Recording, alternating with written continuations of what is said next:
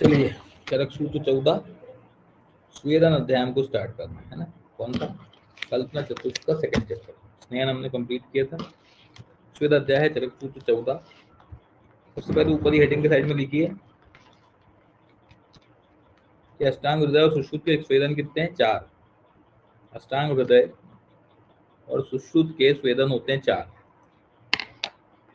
है ना। कौन कौन से 4 हैं?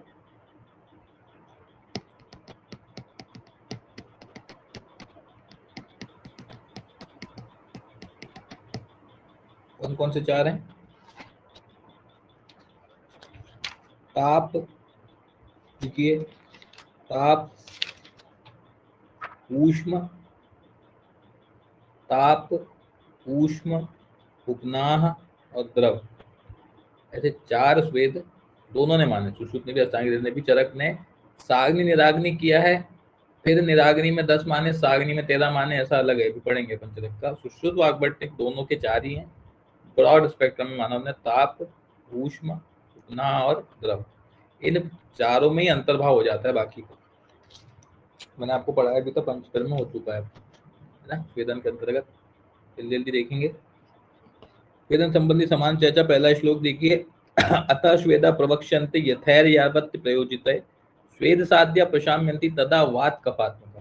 सबसे इंपॉर्टेंट चीज यही है, गदा वात कफात्मका, मतलब वात कफज विकारों के लिए स्पेसिफिकली स्वेदन का विधान होता है। केवल वातज नहीं, केवल कफज नहीं, वात कफ, है ना। तो वात कफ। उसके बाद आइए, स्वेद साध्य व्याधि कौन सी होती है? वात कफात। अगले श्लोक पे आइए, स्वेदन की प्रशंसा में उपमा। ये तो स्वेदन की प्रशंसा के लिए उपमा दी गई है। ये शुष्काण्यपि बहुत फेमस है ये वाली। शुष्काण्यपि ही काष्ठानि स्नेह स्वेद उत्पादनैः नम्यन्ति यथा न्यायम किम पुनर्जीवितो नरान। तो बेसिकली ये क्या कहना चाहते हैं, सूखी लकड़ी रहती है, उसको मोड़ना पॉसिबल नहीं रहता, उसको नरम कर लो तो वो मुड़ जाती है, वैसी शरीर इंसान का शरीर भी है।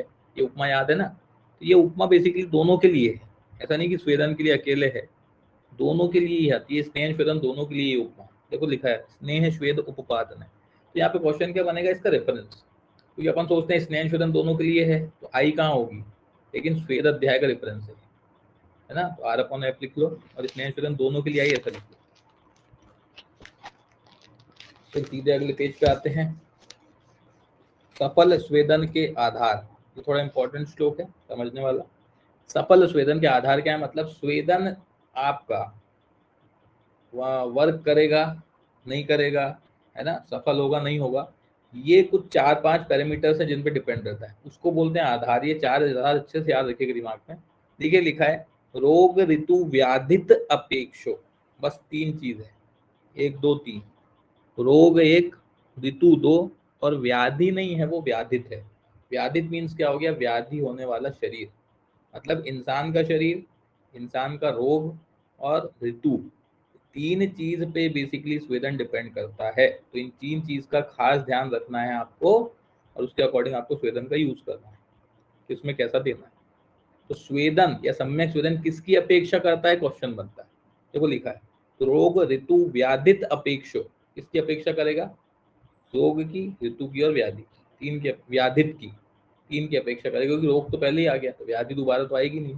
तो व्याधित है वो, व्याधित, ऋतु और रोग, 3 चीजों की अपेक्षा करता है सम्यक स्वेदन या स्वेदन। नीचे आए हैं स्वेदन के 3 भेद। स्वेदन के 3 ही भेद कौन से हैं? 3 भेद बहुत सारे हैं। अभी ये 3 भेद स्टार्टिंग में आए, देखो कौन से हैं? महान, मध्यम और दुर्बल। ये 3 होते हैं स्वेदन के, महान, मध्यम और दुर्बल। तो ये जो महान, मध्यम, दुर्बल स्वेद है, ये बेसिकली इन्हीं तीनों पैरामीटर्स पे डिपेंड होके या इन्हीं तीनों पैरामीटर्स के आधार पर बताए गए, है ना। कौन कौन से? रोग, ऋतु और व्याधित, मतलब रोगी। इन तीनों के ऊपर या इन तीनों के हिसाब से ये जो महान, मध्यम, दुर्बल है 3 स्वेद आए हैं। कैसे? देखिए, देखो लिखा है व्याधव शीते शरीरे च महान। ऐसी 3 चीज पे ध्यान रखना है आपको। 3 चीज कौन सी पढ़ी हमने जिसपे स्वेदन की अपेक्षा करते हैं? एक होती है व्याधि। व्याधि कैसी है?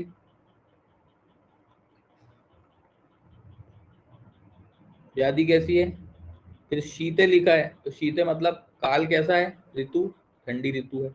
और शरीर का बल कैसा है, तो शरीरे च महान, मतलब व्याधि और शरीर,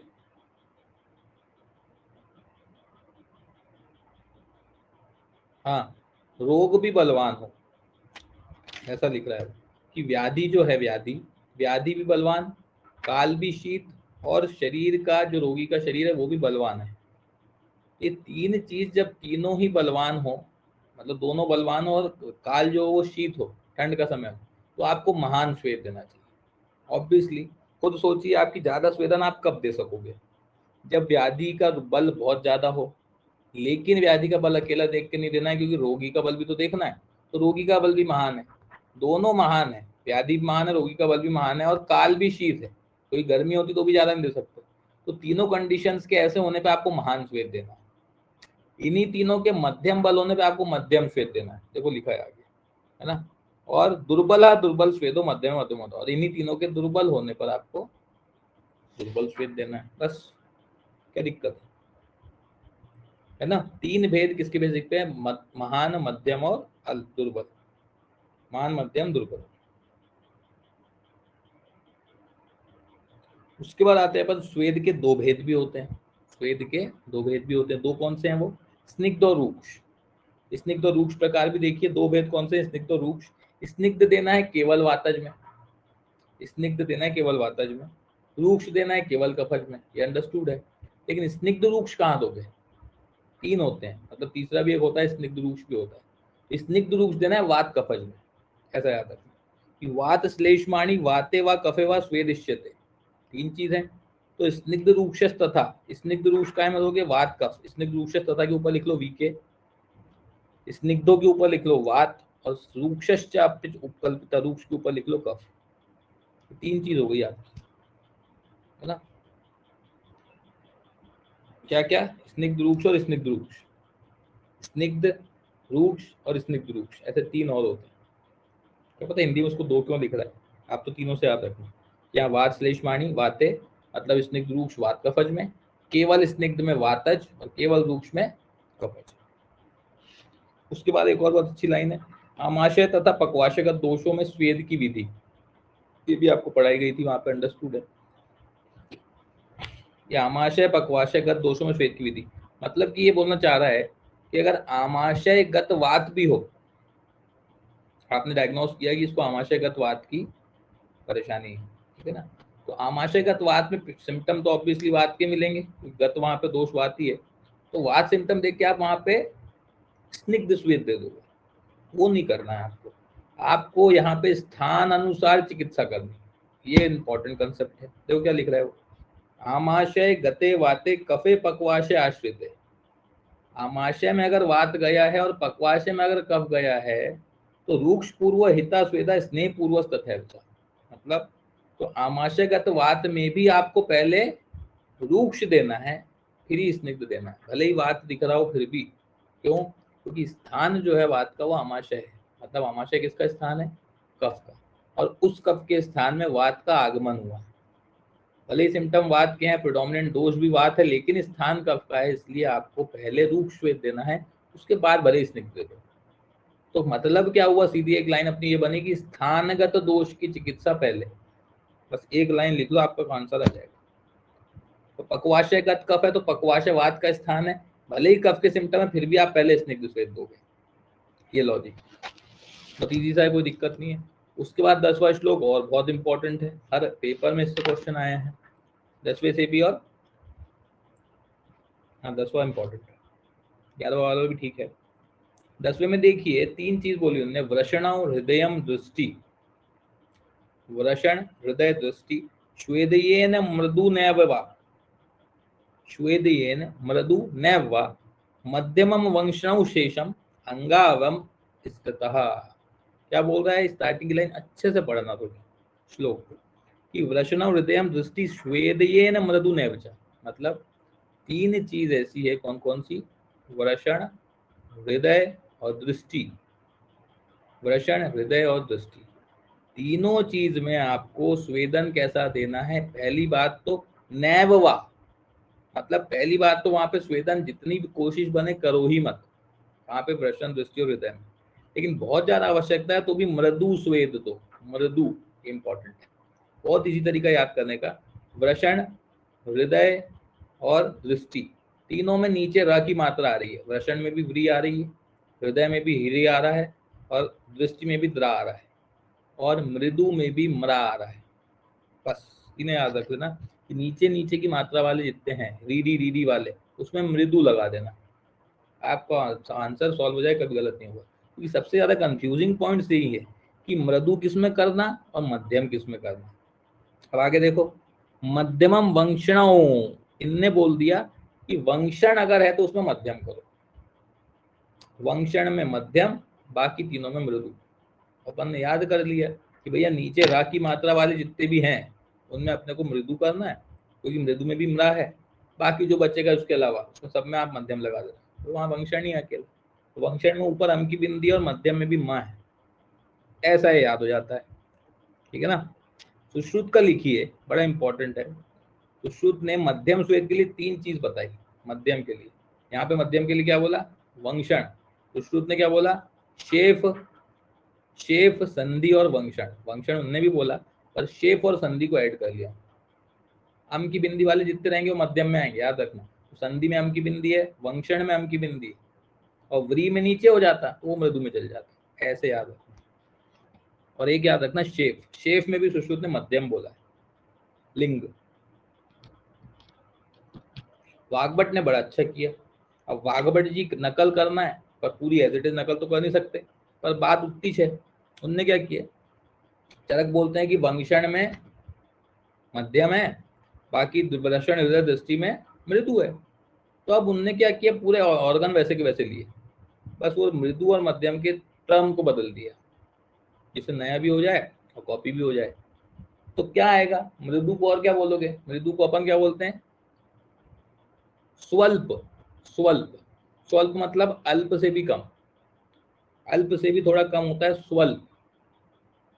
तो वृषण, हृदय, दृष्टि में वाग्भट ने बोल दिया, चरक ने मृदु बोला था, तो मृदु को ही देख के उनने वहां पे स्वल्प बोल दिया। अब वंक्षण बचा, तो वंक्षण में चरक ने मध्यम बोला था, तो वाग्भट क्या बोल देंगे, स्वल्प के ऊपर क्या आता है, अल्प, तो अल्प बोल दिया उन्होंने। बस अल्प और उससे भी छोटा स्वल्प, जैसे चरक ने मृदु और मध्यम दोनों ही छोटे होते हैं, इनने क्या किया, चेंज कर दिया, अल्प और स्वल्प। तो स्वल्प मतलब और छोटा, मतलब वृषण, हृदय, दृष्टि, जहाँ पे मृदु था वहां पे स्वल्प आ गया, और जहाँ मध्यम था वहां पे अल्प आ गया। बस ऐसे ही याद करना, नहीं तो ये घुमा देगा, जैसे बताया है। उसके बाद आती है नेत्र की स्वेदन विधि। चलो ठीक है, कर तो लिया बोले, पर फिर भी मृदु स्वेद भी कैसे दोगे, उसकी भी विधि है। तो उन्होंने बोला, संशुद्धर, संशुद्धैर अनेकतैर पिंड्या गोधूमान अथा नापिवा पद्म उत्पल पलाशैर्वा स्वेद्या समृद्ध चक्षुषी समृत्य। क्या बोलना चाह रहे हैं कि संशुद्धनैर एकते पिंड्या, पहले नेत्रों को अच्छी तरफ से साफ कपड़ों से जौ गेहूं के आटे के पिंड से या कमल या नील कमल के पुंज से ढककर पश्चात मृदु सेवन करना चाहिए, है ना। मृदु सेवन करने से भी पहले नेत्रों को अच्छी तरह से ढक लो, ऐसे पिंडी मतलब गोधूम या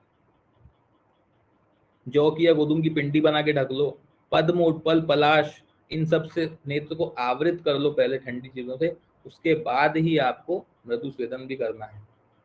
मतलब मृदु सेवन भी करने के लिए पहले ढकना है, किन किन से, तो गोधूम, जौ, इनकी पिंडी बनाना है, तो पिंडी काय में दोगे, अच्छा तो बता, कोई भी चीज की पिंड है, पिंड अपन काय में बांधते हैं, पिंडी विडालक पढ़ा आपने, पिंडी और विडालक काय में पढ़ा, नेत्र में तो पढ़ा ना।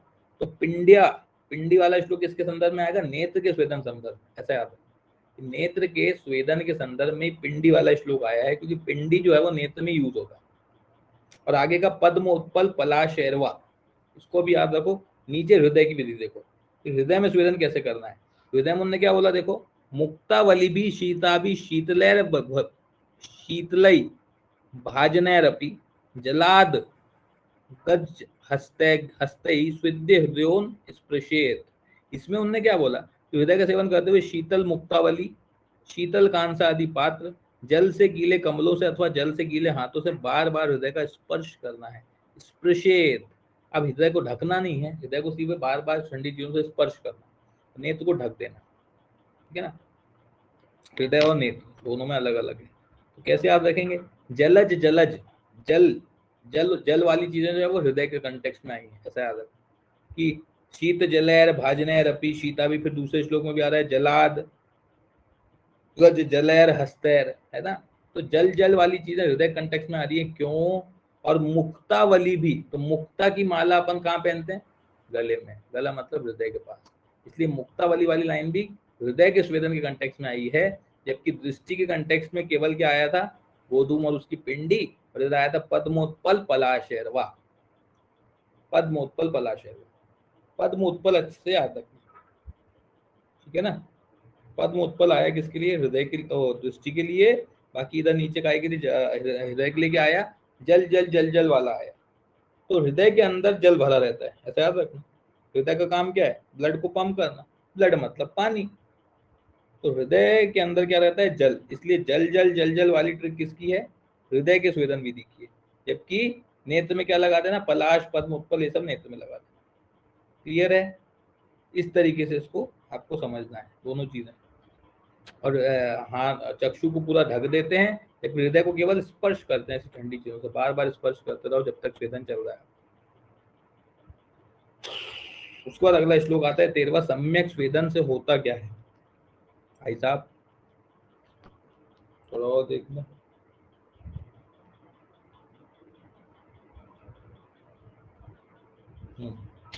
सम्यक स्वेदन के लक्षण देखो, बहुत इजी है पहचानना। शीत शूल व्युपर में स्तंभ गौरव निग्रहे, संजाते मार्दवे स्वेदे स्वेदनाद विधि मता। कैसे पहचानोगे? शीत शूल विपुर में स्तंभ गौरव निग्रह, इतना पूछता है। और उधर संजाते मार्दवे, तो मार्दव जो है उसको मृदुता से कोरिलेट करके हम लोग स्नेहन सोच लेते हैं, लेकिन मार्दवता स्नेह के लिए नहीं आई है। मार्दव का नाम चरक सूत्र 25 अग्रय द्रव्य में स्वेदन के लिए बोला गया है, वहीं पे लिख लीजिए कि मार्दव का नाम अग्रय द्रव्य में चरक ने स्वेदन को बोला गया है कि मार्दव कराणाम में सबसे अच्छी चीज कौन सी है, तो वो स्वेदन है। इसलिए मार्दवता वाला श्लोक स्नेह का ना होकर स्वेदन के समय के ऊपर है। और सामने की चीज कैसे पहचानेंगे? शीत शूल विपुरा में स्तंभ गौरव निग्रह, कोई भी चीज स्तंभित है, स्तंभित मतलब क्या? बहुत ज्यादा हार्ड है, स्टिफ है, उसको अपन हीट से पिघलाते हैं। शीत, शीत से श्लोक स्टार्ट हो रहा है, मतलब उसका ऑपोजिट शीत ही सबसे पहला और इंपॉर्टेंट निदान है। अगर कोई पेशेंट में, तो वहां पे आप स्वेदन पहले दो, ऐसे याद रखना। तो शीत से ही स्टार्ट है, मतलब वो स्वेदन देना है उसको, इसलिए सम्यक स्वेदन का लक्षण है कि शीत शूल विपुरा में, शीत शूल उसका गायब हो जाता है, क्योंकि ठंड में ही आप स्वेदन दोगे। तो शीत वाला श्लोक और स्तंभ वाला श्लोक जो है वो स्तंभित कोई भी चीज है उसको पिघलाने के लिए क्या करते हैं? स्वेदन देना पड़ता है। ये स्वेदन के समय के ऊपर लक्षण, दो चीज से याद रखें, और आगे मारदा भी तो याद हो ही जाएगा। इसी प्रकार आता है अतियोग, कि स्वेदन का अतियोग कैसा है? स्वेदन कैसा है? गर्माहट वाला है। स्वेदन का गुण उष्ण होता है, तीक्ष्ण होता है। तो अगर ज्यादा क्वांटिटी में स्वेदन दिया तो ऑब्वियसली पित्त का प्रकोप होगा, बस वही लिखा है देखो। पित्त प्रकोपो मूर्छा चा शरीर सदनम तृषा, प्यास लगेगी, शरीर में सदन होगा। पित्त के बढ़ने से भ्रम जैसी फीलिंग होती है, सदन जैसी फीलिंग होती है। दाह स्वेदांग दौर्बल्यम, दाह स्वेदांग दौर्बल्यम अति स्विन्नस्य लक्षण, दौर्बल्यता आएगी, है ना, स्वेद आएगा, दाह आएगा, शरीर सदन, तृष्णा, मूर्छा, पित्त प्रकोप, सब पित्त के लक्षण दिखेंगे। तो बिना देखे लगा देना कि स्वेदन का अतियोग है, कोई दिक्कत नहीं। इसी प्रकार आता है स्वेदन के अतियोग में चिकित्सा। स्वेदन का अतियोग तो हो गया, तो उसको छोड़ तो देंगे नहीं पेशेंट को कि भैया अतियोग हो गया तो निकलो। यदग जी बोलते हैं कि उक्तस्य अशीतीय योग ग्रैश्मिक सर्वतो विधि, बस इसका अंडरलाइन करना है कि चरक ने बोला है कि इस कंडीशन में आपको ग्रैश्मिक सर्वशो विधि, पूरी विधियां ग्रीष्मिक ऋतुचर्या की चला दो, जो जो ग्रीष्मिक ऋतुचर्या में दिया है वो पूरा आप यहाँ फॉलो करवा दो और कुछ मत करो।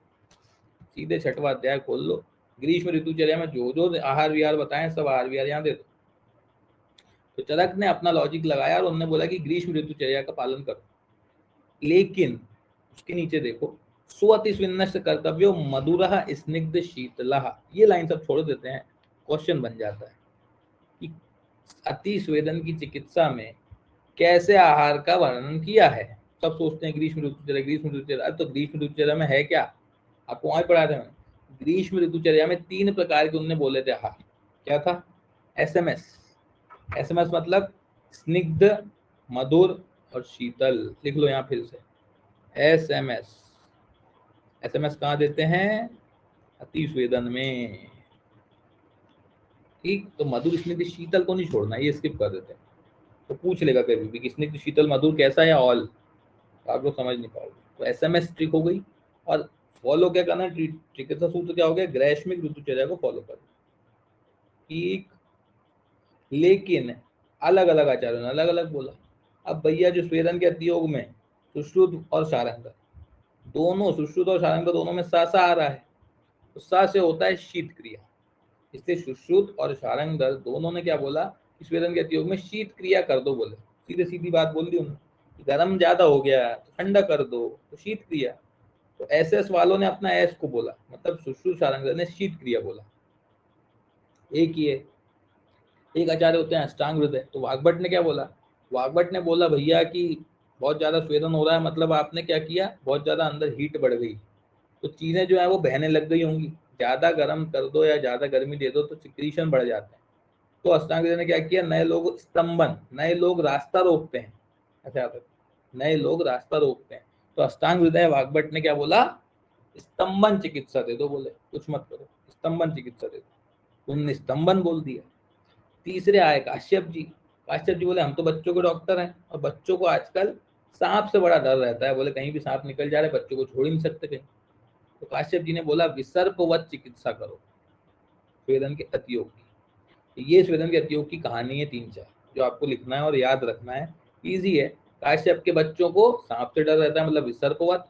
नए लोग रोकते हैं, मतलब अष्टांग हृदय का स्तंभन। सुश्रुत सारंगधर दोनों के साथ में शीत। और चरक जी जो थे वो तो वैसे भी फिजियोलॉजी ज्ञाता थे, तो उन्होंने ग्रीष्म ऋतुचर्या को फॉलो करवा दिया और SMS करने का बोला, मतलब शीत, मधुर और स्निग्ध। कोई भी डाउट है इसमें?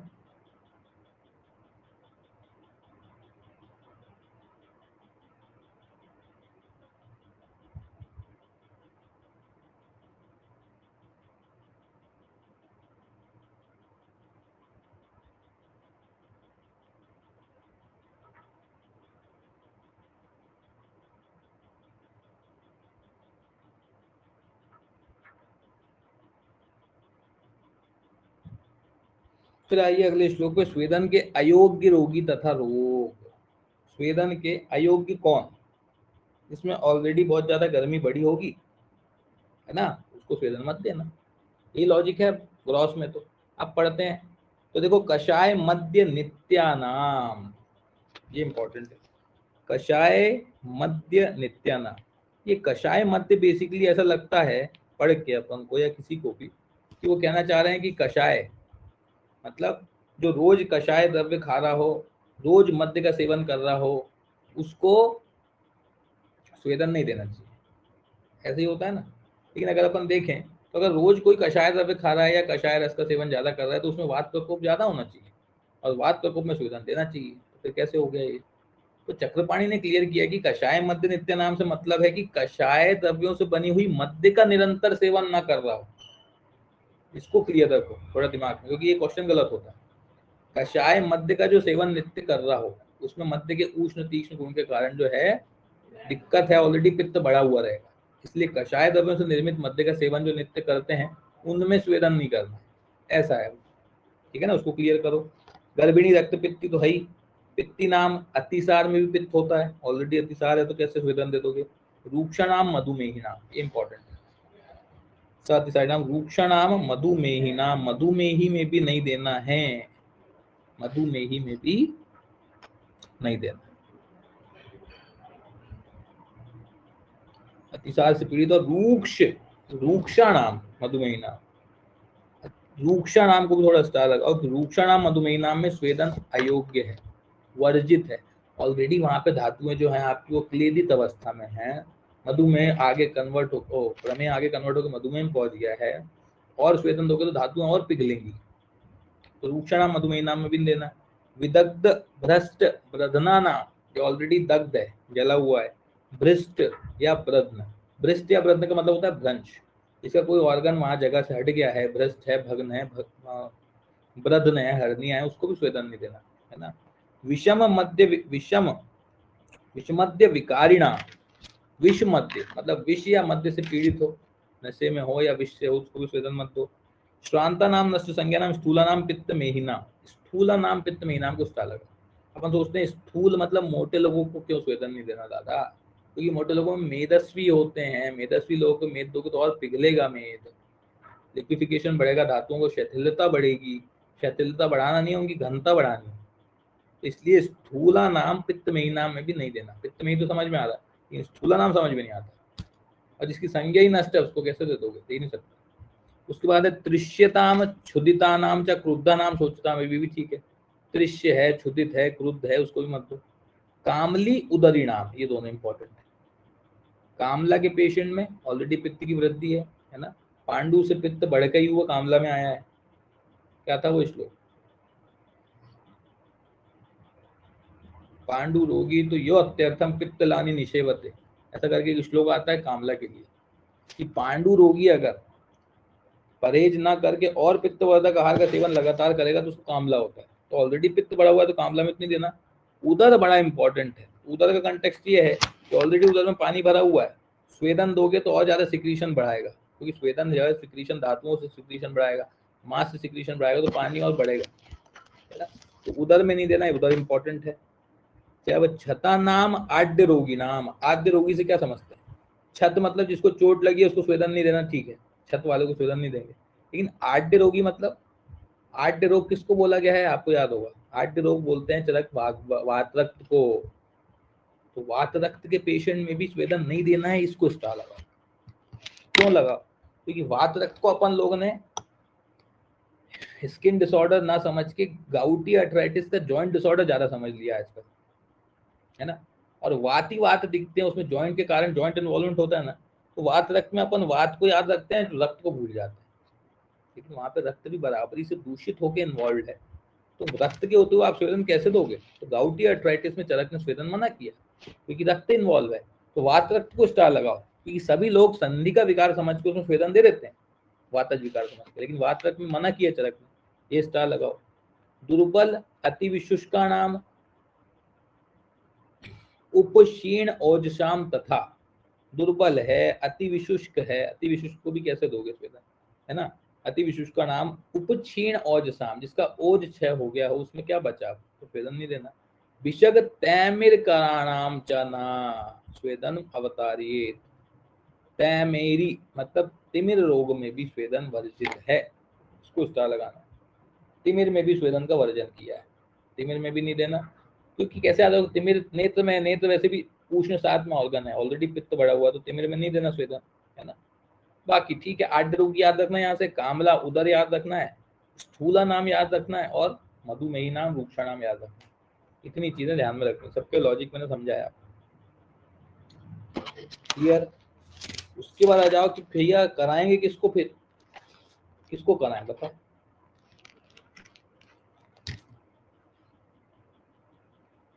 स्वेद के योग्य रोगी कौन है, योग्य में कुछ नहीं है, वात कफात्म का शुरू में ही पढ़ा था अपन ने, जितने वात कफट डिसऑर्डर है सब में अपन स्वेदन दे देंगे, कोई दिक्कत नहीं। देखो योग्य में क्या क्या लिखा है, प्रतिश्याय च कासे च हिक्का श्वासे लाघवे, है ना, कि प्रतिश्याय हिक्का श्वास का सब में कफ इन्वॉल्व देंगे ही देंगे, है ना।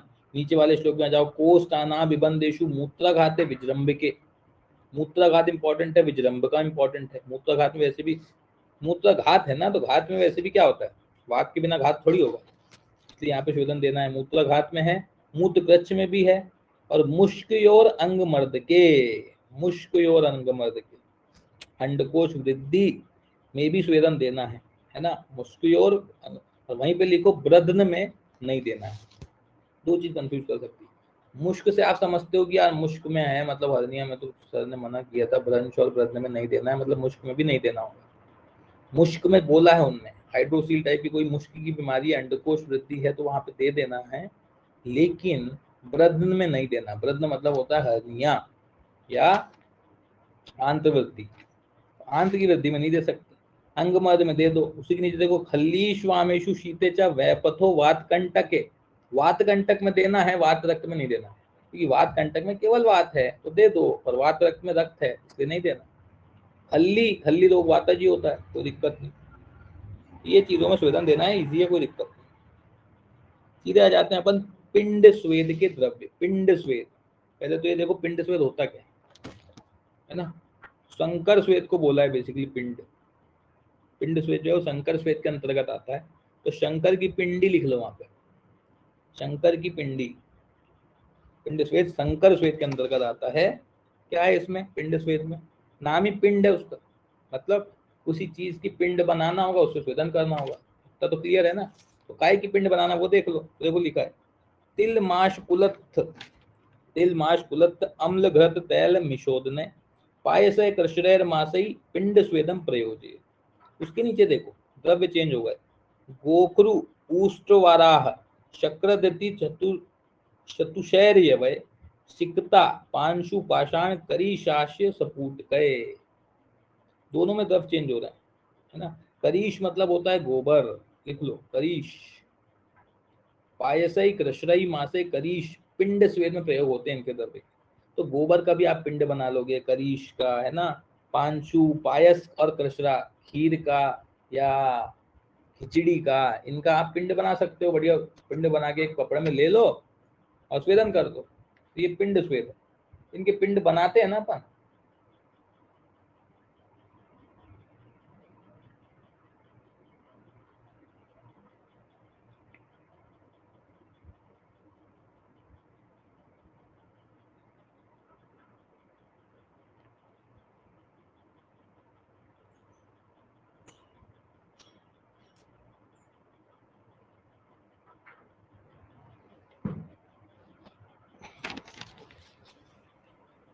ठीक है। तो तिल माश कुलत्थ, तिल का खाने की जितनी चीजें हैं ना उनको अपन पिंड में बांध के ले जाते हैं, ऐसा आता है। खाने की चीजों को अपन पिंड में बांध के ले जाते हैं, बढ़िया ट्रेन में कहीं जाते हैं तो खाने वाने की, तो खाने की चीजें पिंड स्वेद में आएंगी, ऐसा आता है। तिल माश कुलत्थ अम्ल घृत तैल सब खाने की चीजें हैं, पायस कृष्णा मासई सब खाने की चीजें तो पिंड स्वेद के द्रव्य है। सिक्ता पांशु पाषाण करीश आय अवपुट के, ये थोड़ी लाइन को स्टार लगाओ, पूछ सकता है। और आप इसमें अश्म श्वेत लगा सकते हो क्योंकि सब कड़क चीजें दिख रही हैं, सिक्ता है पांशु है पाषाण है, आपको लगेगा अश्म श्वेत के द्रव्य है, लेकिन ये पिंडी श्वेत के द्रव्य है। करीश मतलब गोबर, देख लो एक बार क्या मतलब है उसका। सिकता,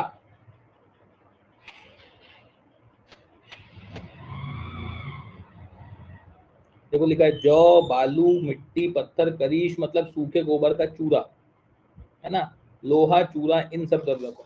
तो ये दो द्रव्य अलग अलग है। देखो ऊपर वाली लाइन पढ़ो तो आपको समझ में आएगा कि तिल माश कुलत्थ अम्ल घृत मिशोपायस कृष्णाय सभी पोषण करने वाले आहार हैं, ग्रहण करने वाले आहार हैं, मतलब ये वात के द्रव्य हैं, केवल वात इन्वॉल्व है।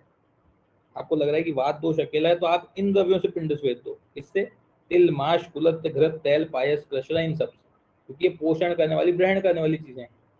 लेकिन नीचे देखो गोखरा मतलब गौ गधा ऊष्ट वरा शक्रत चतुशैरवा सतुष, तुष भी जो होता है वो कैसी होती है इनकी विष्टा, है ना, सिक्ता पांचू पाषाण इनका चूरा, ये सब कैसे होते हैं रूक्ष द्रव्य हैं ये।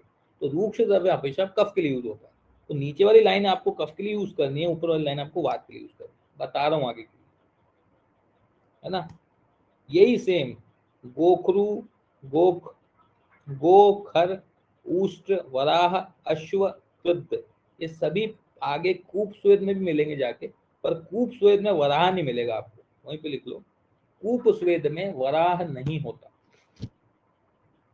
कूप स्वेद आगे पढ़ेंगे उसमें सब है लेकिन वराह नहीं है, तो पढ़ेंगे आगे जब कंफ्यूज होंगे तो देख। यहाँ पे क्या क्या है, गो खर, गो खर ऊष्ट वराह अश्व कृद्ध सतुशैर्य, है ना, ऊंट सुअर घोड़ा इनकी विष्टा, इनकी शक्रत लेना है ना, भूसी के साथ जो ये सब लेना है, ये सब का पिंड बनाना है नीचे कफ के लिए, और ऊपर खाने की चीजों को अपन पिंडी में बना के रखते हैं, तो याद हो जाएगा अपने को पिंड द्रव्य के द्रव्य। इसी क्रम में अगले पेज पे आइए, क्या लिख रहा है, स्वेदन के लिए विविध स्थान, कुछ खास नहीं ऐसे ही रीड कर लेना कि भूग्रहेषु च जेन्ताकेषु ऊष्म गर्भगृहेषु च विधूमांगत अंगार तप्तेषु स्वभक्त विश्वद्यते सुखम। धूम से रहित अंगारों से तपाए हुए भूग्रह, है ना, धूम से रहित अंगार तपाए हुए भूग्रह तहखाने, जेनताक में उष्ण ग्रह गर्भगृह में संपूर्ण शरीर में वातावरण तैलों को मर्दन कर सोने से सुखपूर्वक स्वेदन हो जाता है। ये भी एक स्वेदन के विविध स्थान है। ठीक है। फिर आती है नाड़ी स्वेद के द्रव्य। द्रव्य है ये बस, है ना, ये विधि नहीं बता रहे। तो नाड़ी स्वेद के द्रव्य क्या क्या होंगे? नाड़ी मतलब आपको पता ही है, नाड़ी स्वेद जो आप कॉलेज में करते हो वो नाड़ी स्वेद है। इसमें क्या क्या द्रव्य है देखो, पहली लाइन पढ़ो। तो ग्राम्य अनुपौधकम मासम पयो बस्त शिरस तथा, ग्राम्य अनुपौधक मासम पयो बस्त शिरस तथा, बस्ती का बस्त मतलब बकरे का सिर। पूरी लाइन से पढ़ के चीजें कैसी लग रही हैं? ग्राम में अनूप है, मांस है, बस्त सिर है, सब ग्रहण चीजें हैं, वातनाशक चीजें। वराह मध्य पित्ताश्रक, वराह मध्य लिखा है उसने, मतलब सुअर का मध्य वाला पार्ट। वराह मध्य पित्ताश्रक, पित्त और अश्रक। स्नेहवत तिल टंडुला, स्नेहवत तिल टंडुला भी लेना है ना। ये सब वात के द्रव्य दिख रहे हैं अलग ही, ये वात के द्रव्य हैं। उसके नीचे एक लाइन छोड़ के देखो, देखो वारुणा अमृत एरंड शिग्रु मूल सरस्वती।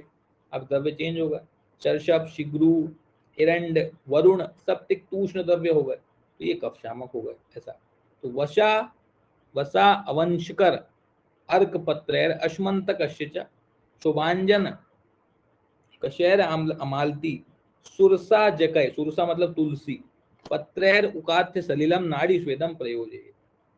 और उसके नीचे देखो, उसके नीचे ये दोनों कफ वाली लाइन हो गई, उसके नीचे जो है भूतिक पंच मूलाभ्याम सूर्या दधि मस्तुना, दधि मस्तु भूतिक मूत्र अम्लेश्च सहस्नेहा नाड़ी स्वेदम प्रयोजित। ये जो है लास्ट की लाइन है, वात कफ के लिए है, बेसिकली दोनों का शमन करती है, वात और कफ दोनों का। भूतिक पंचमूलाभ्याम, पंचमूल, पंचमूल भी काय में आया है? नाड़ी स्वेद के द्रव में आया है, याद रखना, आपको पता ही है, रसमूल से स्वेदन करते हैं, एरंड से स्वेदन करते हैं, पूरे वात कफ शामक द्रव्य कहाँ आ गए? नाड़ी में आ गए।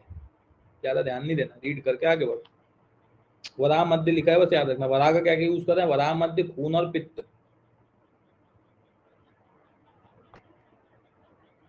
हाँ, एक और चीज इंपॉर्टेंट कि जांगल पशु का वहां पे अपन क्या यूज कर रहे थे? मल। वहां पे तो जांगल पशुओं का मल यूज कर रहे थे अपन कहाँ? पिंड बनाने के लिए, क्योंकि मल का ही पिंड रूप होता है। मल का ही पिंड रूप बना पाओगे तो वो पिंड में हो रहा था। और जांगल मांस का यूज कहाँ कर रहे हैं? नाड़ी स्वेद, क्योंकि मांस को अपन फौलाएंगे तो उसमें से धुआं निकलेगा। तो नाड़ी स्वेद में जांगल मांस है और पिंड स्वेद में जांगल मल है, याद रखना, क्योंकि मल का ही पिंड बनता है। ठीक, नीचे आइए, अवगाह स्वेद की तरफ बताए हैं। अवगाह मतलब क्या होता है? अवगाह मतलब वही टब में बैठाल देना आदमी को, दैट इज अवगाह। तो अवगाह में देखो क्या लिखा, ए तेव च निर्युहा प्रयोज्या जल कोष्ठक। जल कोष्ठक मतलब किसके लिए आया? अवगाहन के लिए। तो आपको पता है कि अवगाहन मतलब टब, टब को क्या बोलते थे? जल कोष्ठी, ऐसी कोष्ठी जिसमें जल भरा जाए। तो जल कोष्ठी किसमें यूज होगी? अवगाहन में ही, क्योंकि अवगाहन में जो टब में बैठालते हैं, बस, बाकी सब छोड़ो। उपनाह स्वेद के द्रव्य पे आप, उपनाह मतलब उल्टिस। उल्टिस में देखो क्या लिखा है, गोधूम शकलैर चूर्णैश वान अम्ल संयुत सस्नेह किण्व लवणैर उपनाह प्रशस्यते। ये वात के लिए है ना।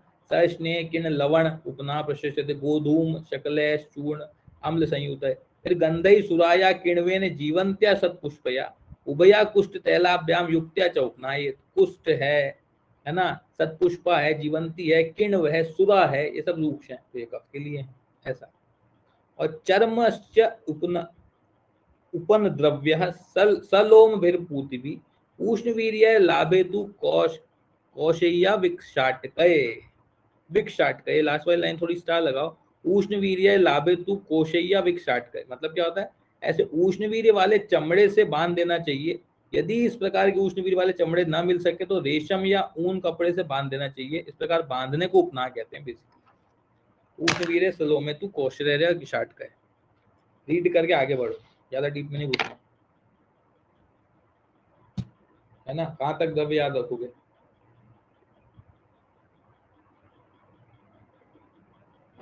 उसके बाद आ जाइए उपनाह स्वेद की विधि। उपनाह स्वेद कैसे करना है, उपनाह को कैसे बांधना है? बहुत अच्छा नियम है, वो नियम हमेशा याद रखना कि रात्रौ बंधम दिवा मुक्तेंच, रात्रौ बंधम दिवा मुच्चेन मतलब रात का बांधा हुआ दिन में खोल दो, और मुंचेन रात्रो दिवाकृतम, दिन में बांधा हुआ रात में खोल दो। रात में बांधा तो सुबह खोल देना चाहिए, सुबह बांधा तो रात में खोल देना चाहिए। नहीं खोला या आपने ऐसा नहीं किया तो क्या होता है? विदाह परिहारार्थ स्यात् प्रकृष्टु शीतलय, विदाह परिहारार्थ, यदि इन नियमों का पालन नहीं किया गया तो रक्त में दाह उत्पन्न हो जाता है, रक्त में दाह उत्पन्न हो जाता है। यदि शीतकाल हो तो दोष के अनुसार उससे अधिक समय तक भी बांधा जा सकता है। अगर नहीं हुआ तो आपको याद रखना है कि दाह उत्पन्न होता है रक्त में। बस 13 साग्नि श्वेत, 13 अग्नि श्वेत का वर्णन आ गया है चरक का, वो देख लो। चरक के 13 अग्नि श्वेत है ना, तो ये श्लोक आपको याद होना चाहिए।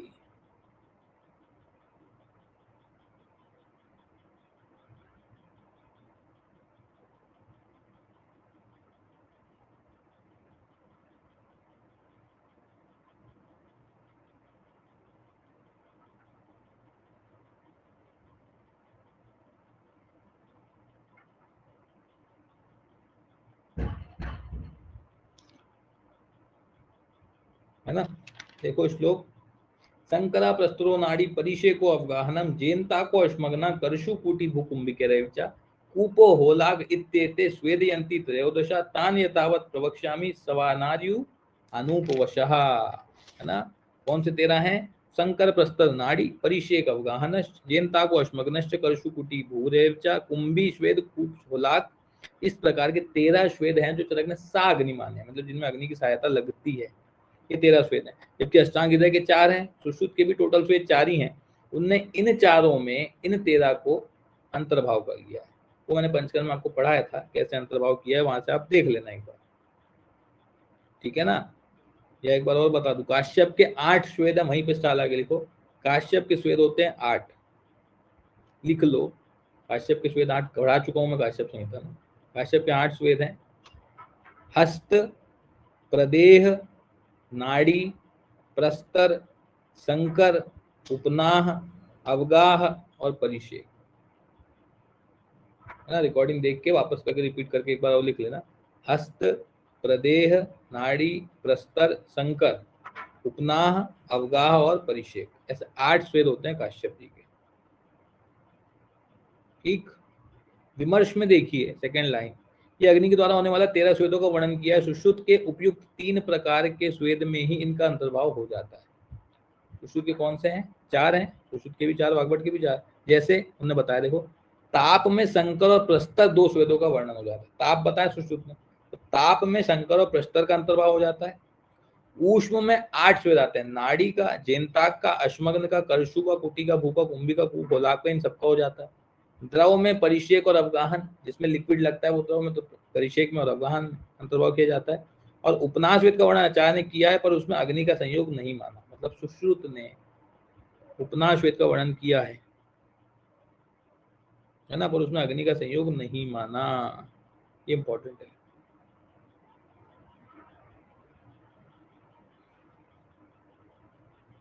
इस प्रकार 3 स्वेद में ही पूरे 14 जो 13 स्वेद हैं चरक के, वो पूरे अंतर्भाव हो जाते हैं। कैसे, एक बार समझिए। ऊष्मा में सबसे ज्यादा हो रहे हैं, ऊष्मा में 8 स्वेद हो रहे हैं।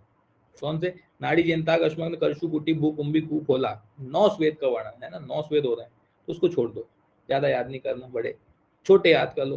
ताप, ताप में 2 आ रहे हैं, 13 स्वेद हैं, 13 में से 2 ताप में आ गए। ताप किसका होता है?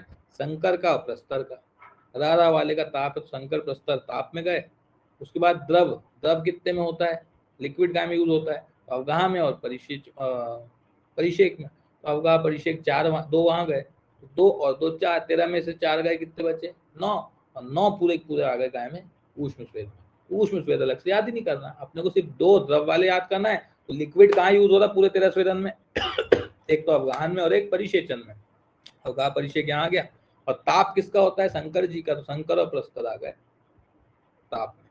ताप, ताप मतलब ताप किसका होता है? शंकर पार्वती का, शंकर और प्रस्तर दोनों ताप में आ गए। ऐसा इनका अंतर्भाव होता है। ठीक, इस प्रकार याद रख लेंगे।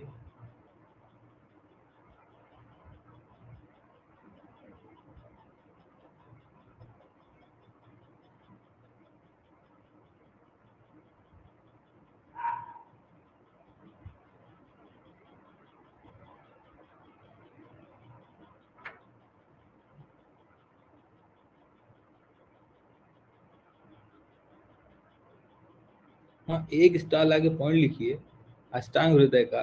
सुश्रुत ने ऊष्म स्वेद में टोटल 9 स्वेद का अंतर्भाव किए ना, चरक के टोटल 9 स्वेद अंतर्भाव किए।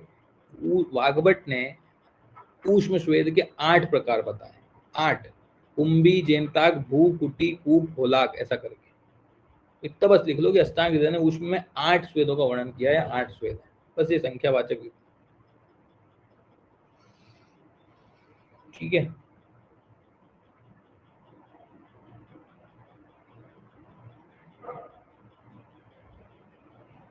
उसके बाद आ जाइए काय पे संकर स्वेद, संकर स्वेद की विधि। तो संकर स्वेद मैंने आपको पहले बता दिया, संकर की होती है पिंडी। तो देखो लिखा है तत्र वस्त्रांत वस्त्रैर वस्त्रांत तैरवा, ये लाइन को थोड़ा सा याद रख लो। तो ये पूछता है कि वस्त्रांत वस्त्रांतरी तैर वस्त्रांत तैरवा किसके लिए आया है, कौन से श्वेत के लिए आया है? तो ये लगता है वस्त्र मतलब शंकर श्वेत के लिए आया है ना।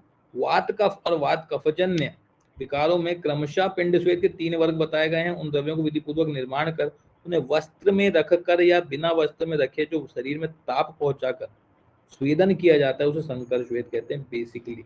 तो शंकर जी को काय से ढकते हैं अपन? कपड़े से, बस सीधा याद रखना, अपने को कोई दिक्कत नहीं। वस्त्रैर वस्त्रैर वस्त्रैरवा किसके लिए आया? शंकर जी को अपन कपड़े से ढक के रखते हैं, कपड़ा चढ़ाते हैं ना उनके ऊपर, कपड़ा चढ़ाते हैं शंकर जी पे बस। और पिंडैर यथोक्तैर स्वेदनम शंकर श्वेता, पिंड मतलब शंकर जी की पिंडी। 2 क्वेश्चन है, दोनों क्वेश्चन सॉल्व हो गए, ज्यादा याद नहीं करना।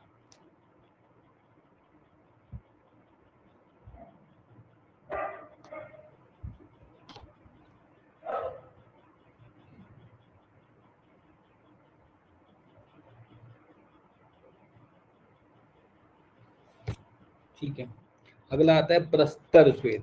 प्रस्तर, प्रस्तर का प्रोनाउंसिएशन करो तो कैसा लग रहा है? प्रस्तर मतलब बिस्तर, प्रस्तर के ऊपर लिख लो बिस्तर, प्रस्तर बोलो तो बिस्तर जैसा साउंड करता है। बिस्तर मतलब नीचे अपन गद्दा बिछाते हैं फिर चादर बिछाते हैं, ऐसा है ना, बस सेम विधि है, इसलिए प्रस्तर बोला है उसको। प्रस्तर मतलब बिस्तर। देखो शूक शमी धान्य पुलाका नाम वेशवार पायस कृशोत्कारिक आदि नाम पे वास्तव है, मतलब ये सब द्रव्य बस पढ़ना है। याद क्या करना है आपको? इसमें जो है स्वेदन करने योग्य पुरुष अपने शरीर में वातनाशक तेल मदन करे, सो जाए और ऊपर से रेशम का ऊन ओढ़ ले। इन सब जो वस्त्र बताए हैं, उन सब जो द्रव्य बताए हैं, क्या क्या? शूक धान्य और शमी धान्य याद रखना। शूक धान्य यूज होता है इसमें और शमी धान्य यूज होता है ना प्रस्तर। शूक और शमी, बेशवार वगैरह जो भी है, इनका ले लो और ऊन का चदरा सोने योग्य लंबा हो सके उतने दूर तक फैलाकर उसके ऊपर रेशम या उनका कपड़ा बिछा दो।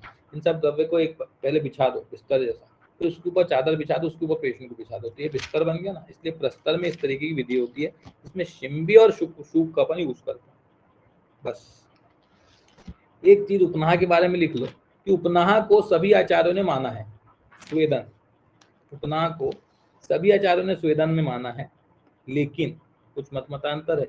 जैसे अष्टांग हृदय इसको निराग्नि मानते हैं, लिख लो अष्टांग हृदय जी इसको निराग्नि, सुश्रुत जी इसको साग्नि मानते हैं, क्योंकि तो स से सुश्रुत, स से साग्नि, है ना। अष्टांग हृदय निराग्नि और सुश्रुत साग्नि।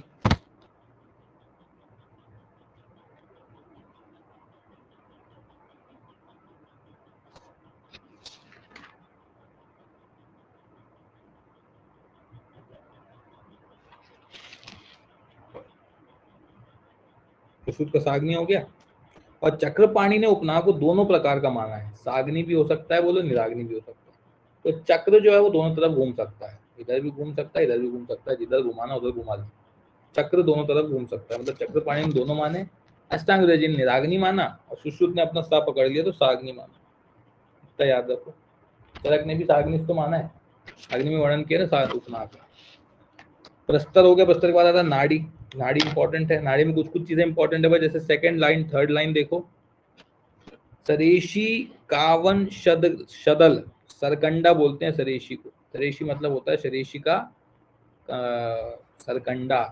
नाड़ी आपको पता है सरकंडा यूज होता है ना। उसके आगे देखो नाड़ी की आकृति कैसी होती है, तो गजाग्र हस्त संस्थानवा, इसको स्टार लगाओ, ये क्वेश्चन यहाँ से आएगा कि नाड़ी की आकृति, जो नाड़ी निकलती है उसकी आकृति कैसी होती है, टेढ़ी मेढ़ी। गजाग्र हस्त संसान्या, है ना। सुश्रुत ने भी हस्ती की सूंड के समान ही बताई है, लिख लो वहीं पे। और उसी के नीचे एक लाइन छोड़ के देखो कि कितनी लंबी होना चाहिए, तो द्विस्त्रिर्वा विनामित्वा, द्विस्त्रिर्वा विनामितया, आधा व्यायाम, एक व्यायाम या अर्ध व्यायाम इसकी लंबाई होनी चाहिए। एक व्यायाम या अर्ध व्यायाम दोनों बोला चरक में, क्या बोला, एक व्यायाम या अर्ध व्यायाम, है ना। एक व्यायाम या अर्ध व्यायाम इसकी लंबाई हो गई। और ये द्वितीव्र विनामित्या लिखा है ना, विनाम मतलब होता है टेढ़ा, घुमाव। तो कितनी जगह घुमावदार होना चाहिए, तो चरक बोलते हैं 2 या 3 जगह उसको घुमावदार होना चाहिए, 2 या 3 बार घुमाव होना चाहिए उसमें, जिससे जो ताप है वो एकदम से ना जाए, घूमते हुए जाए तो कम लगता है पेशेंट। तो 2 से 3 जगह विनाम होना चाहिए। और लंबाई कितनी होनी चाहिए, एक व्यायाम अर्ध व्यायाम व, ऐसा करके लिखा है, देखो लिखा है गजाग्र के नीचे वाली लाइन में, व्यायाम दीर्घया, व्यायाम अर्ध दीर्घया व, मतलब एक व्यायाम या अर्ध व्यायाम की लंबाई होनी चाहिए। 2 चीज ये हो गई, बाकी कुछ काम करनी है छोड़ो। हाँ, एक और चीज लिख लो, मोटाई। मोटाई के लिए लिख लो, मोटाई में 2 पार्ट होते हैं। एक भाग होता है जो पेशेंट के पास जाता है, उसको बोलते हैं अग्र भाग। और एक भाग होता है जो कुकर में डला होता है, कुकर में ऊपर सीटी में बनता है, उसको बोलते हैं मूल भाग। मेरे को बताइए खुद दिमाग लगा के कि कुकर वाला पार्ट कम चौड़ा होगा या पेशेंट वाला कम चौड़ा होगा। भाई पेशेंट वाला तो ज़्यादा चौड़ा होगा ना, क्योंकि वहाँ से धुआं पेशेंट को देना है, जितने ज़्यादा सरफेस पे धुआं फैल जाए उतना अच्छा। तो जो अग्रभाग होता है, अग्रभाग की मोटाई होती है 1/8 व्यायाम, लिख लो अग्रभाग की मोटाई 1/8 भाग, 1/8 व्यायाम। और मूल भाग जो कुकर से जुड़ा होता है उसकी कम होती है, तो 1/4 व्यायाम, 1/4 1/4 व्यायाम किसकी, मूल भाग की। और अग्रभाग की 1/8 व्यायाम। तो टोटल मोटाई कितनी हो गई, आधा व्यायाम। टोटल मोटाई कितनी, आधा व्यायाम। ठीक,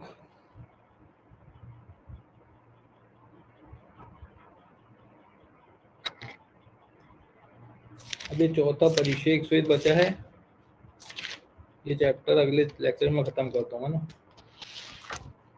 इतना करके आप खत्म करो जब तक 52 मिनट की क्लास होगी। कल आपका केसी का टेस्ट है ग्रैंड 11 से 30 चैप्टर का, याद रखना है ना।